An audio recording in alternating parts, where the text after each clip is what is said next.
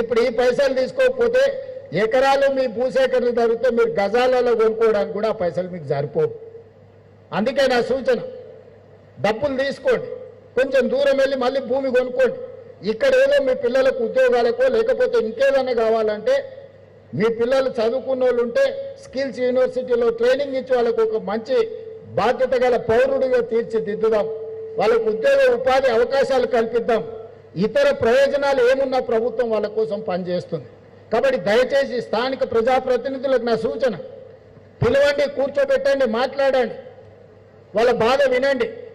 వినకుంటేనే గుంజుకుంటున్నామన్న వాళ్ళకు ఒక అభద్రత భావాన్ని ఇవ్వకండి. ఎందుకంటే చాలా వరకు 90% భూములు క్లియర్ అయిన జూపల్లి కృష్ణారావు గారు ఆ రోజు ఇండస్ట్రీస్ మినిస్టర్గా ఉన్నప్పుడే ఈ భూసేకరణ కార్యక్రమం, ఈ ప్రణాళికలు కొంత ముందుకు వచ్చినాయి. ఆ రోజే ఇచ్చి ఆ రోజే డబ్బులు తీసుకుంటే ఈ కొంచెం ఇసుట యాచారం దాటితే నాగార్జున సాగర్ రోడ్లైనా యువతల కడతాల ఆమన్గాలు దాటితే ఇక్కడైనా మంచి భూములు వచ్చేది. ఇప్పుడు ఆ అవకాశం కూడా పోయింది. రోజు రోజుకు ధరలు పెరుగుతూ ఉన్నాయి. అప్పుడో ఇప్పుడు అడుగుతుంటే తెలిసిన వాళ్ళు ఏమయ్యా భూమి ధర ఎట్లుందని, ఏమన్నా 5 ఎకరాలు కొనుక్కున్నా ఫ్యూచర్ సిటీ దగ్గర నేను అడిగితే 6 నెలల కింద 3 కోట్లు చెప్పారు, ఇప్పుడు 6 కోట్లు చెప్తారు.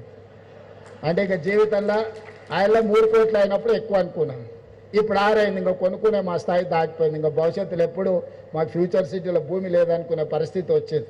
అందుకే ఇప్పటికప్పుడు ధరలు పెరుగుతూనే ఉన్నాయి. కాబట్టి వచ్చి ఈరోజు తీసుకొని అధికారులకు కూడా నా సూచన, పేదల పట్ల మానవీయ కోణంతో మీరు వ్యవహరించండి. వాళ్ళు శత్రువులు కాదు, వాళ్ళు మన అభివృద్ధి కోసం భూములు ఇస్తున్నారు. ఈ అభివృద్ధిలో వాళ్ళు భాగస్వాములు అవుతున్నారు. వాళ్ళని గౌరవించండి, వాళ్ళకి మర్యాద ఇవ్వండి, వాళ్ళని పిలిచి కూర్చోబెట్టి మాట్లాడండి. మీరు కూర్చోబెట్టి ఛాయ్ తాగిపించి 10 నిమిషాలు మాట్లాడితే వాళ్ళ కడుపు లేదన్న బాధ ఉంటే చెప్పుకుంటారు. ఈ నుండి చేయగలిగింది చేయండి. మీ స్థాయిలో చేయలేని ఉంటే మంత్రి గారి దగ్గరికి తీసుకెళ్ళండి, మంత్రి గారి స్థాయిలో కాదు ఉంటే నా దగ్గరికి తీసుకురండి. ఈ ప్రాంతంలో ఉన్న ప్రతి ఒక్కరు 90% నాకు తెలుసు. నేను ఎందుకంటే చాలాసార్లు ఈ ప్రాంతంలో తిరిగిన, పాదయాత్ర చేసిన. ఏమై జగన్ నడిచిన పాదయాత్రలు వచ్చినావు కదా, కాబట్టి చాలామంది ఏం పాండు నాకు బాగున్నావా గుర్తుపట్టిన. కాబట్టి అందరినీ నేను గుర్తుపడతా, పేరున నాకు తెలుసు. వాళ్ళు సర్పంచులు అయినా కాకపోయినా, వాళ్ళు నాయకులైనా కాకపోయినా, కార్యకర్తల్ని కూడా రైతులను కూడా నేను గుర్తుపడతా. నేను ఇక్కడ ఉండేటోళ్ళకి నా సూచన ఒక్కటే, మీకు నష్టం చేసి నేను శ్రీధర్ బాబు గారు ఎక్కడికి తీసుకుపోయలేదు. నేను కొడంగల్ తీసుకుపోను, ఆయన మంత్రిని తీసుకుపోడు. మీకే అభివృద్ధి చేసి మీకు ఇస్తాం.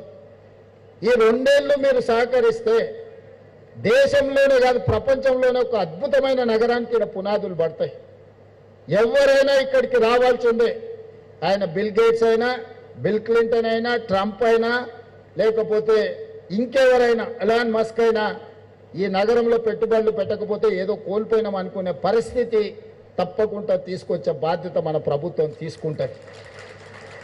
ఈరోజు యుద్ధ పరిస్థితుల్లో ఆనాడు ఇండియా పాకిస్తాన్ ఆపరేషన్ సింధూర్ జరుగుతున్నప్పుడు దేశం మీద దాడులు జరుగుతున్నాయి అనుకున్నా మనము ప్రపంచ అందాల పోటీలు మన నగరంలో నిర్వహించినాం. 118 దేశాల నుంచి ప్రతినిధులు వచ్చిండ్రు. నేను ఎందుకు గుర్తు చేస్తున్నా అంటే యుద్ధం జరిగిన హైదరాబాద్ నగరం ఎంత భద్రమైందో అంతమంది ప్రతినిధులు ఇక్కడికి వచ్చిందంటే మన పట్ల నమ్మకం, విశ్వాసం. ఈరోజు ఇరాన్, ఇజ్రాయెల్ కావచ్చు, లేకపోతే రష్యా, ఉక్రెయిన్ యుద్ధాలు కావచ్చు, ప్రపంచంలో ఎక్కడ యుద్ధాలు జరిగినా, యుద్ధ వాతావరణం ఉన్నా మన ప్రాంతం ప్రశాంతమైన ప్రాంతము. మన ప్రాంతం రక్షణ విషయంలో ఎవ్వరూ ఏం ఆలోచన చేయాల్సిన అవసరం లేదు.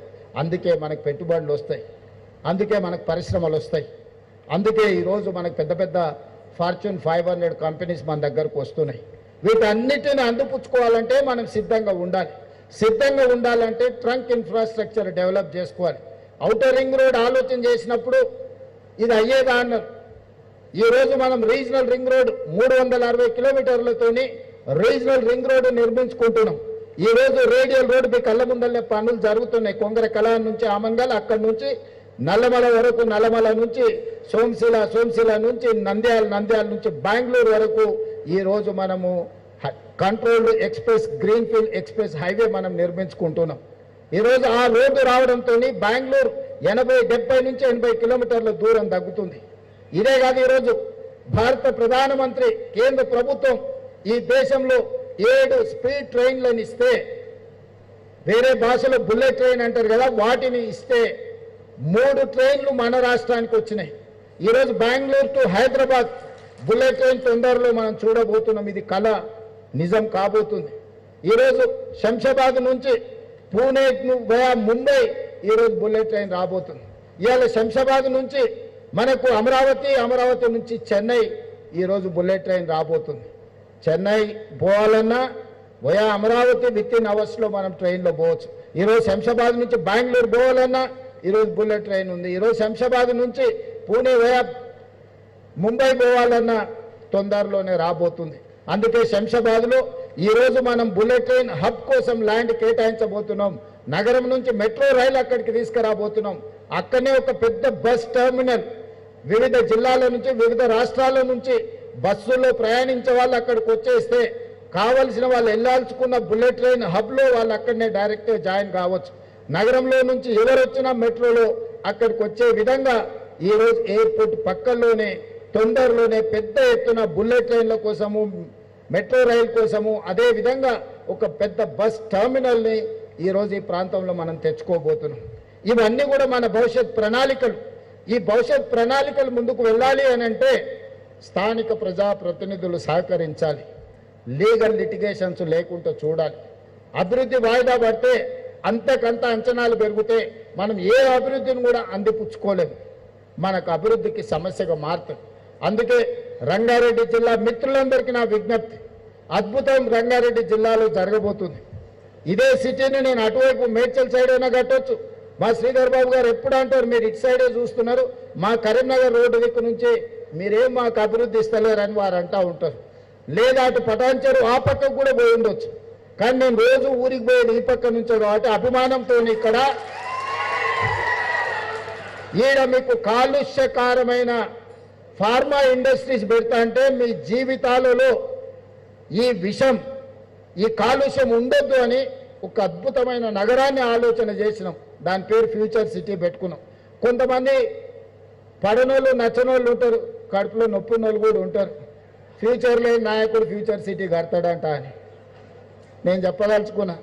మీరు ఏడ్చుకుంటూనే ఉండరు, నేను చేసుకుంటూ పోతూనే ఉంటాను.